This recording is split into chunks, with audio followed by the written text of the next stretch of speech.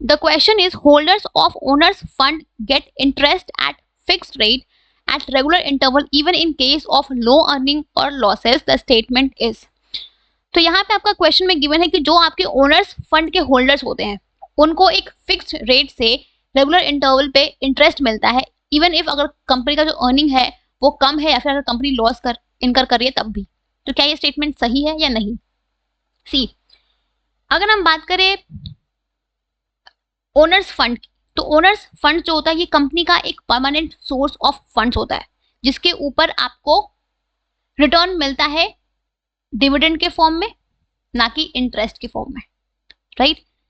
Plus जो आपके owner's fund होते हैं उनको इंटरेस्ट नहीं मिलता है। हम ओनर्स फंड, सिंस ये जो फंड्स ये कंपनी के ओनर्स इन्वेस्ट करते हैं तो उनको उनके इन्वेस्टमेंट पे रिटर्न मिलता है, ना कि डिविडेंड, राइट।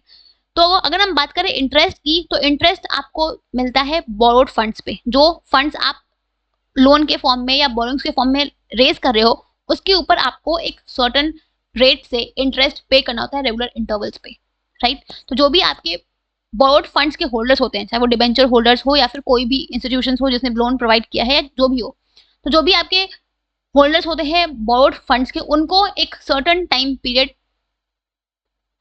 पे एक सर्टेन रेट से इंटरेस्ट दिया जाता है, राइट। बिकॉज और इवन इफ ये जो आपके ओनर्स, सॉरी, ये जो आपके बोरोड फंड्स के होल्डर्स होते हैं इनको इंटरेस्ट का पेमेंट मिलता है एट रेगुलर इंटरवल्स, चाहे कंपनी प्रॉफिट अर्न कर रही हो या ना कर रही हो, इससे उनको कोई मतलब नहीं होता है। उनको मतलब है जो सिर्फ उनके इंटरेस्ट पेमेंट से, कि कंपनी चाहे प्रॉफिट अर्न करे या ना करे उनको उनका इंटरेस्ट पेमेंट मिलना चाहिए, because they are a type of borrowed funds.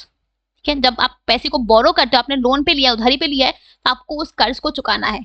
उस कर्ज पे जो इंटरेस्ट है आपको वो भी चुकाना है, उस कर्ज को भी चुकाना है, चाहे आप प्रॉफिट अर्न करो या ना करो, राइट। ये आपके बिजनेस की लीगल ऑब्लिगेशन होती है कि आपको एक फिक्स्ड रेट से रेगुलर इंटरवल पे इंटरेस्ट पे करना है, चाहे आप अर्न करो या ना करो, ठीक है। तो ये आपका जो फायदा है ये आपको मिलता है बोरोड फंड्स के होल्डर को, ना कि ओनर्स फंड के होल्डर को, राइट। सो ये जो स्टेटमेंट है ये स्टेटमेंट फॉल्स है, ठीक है।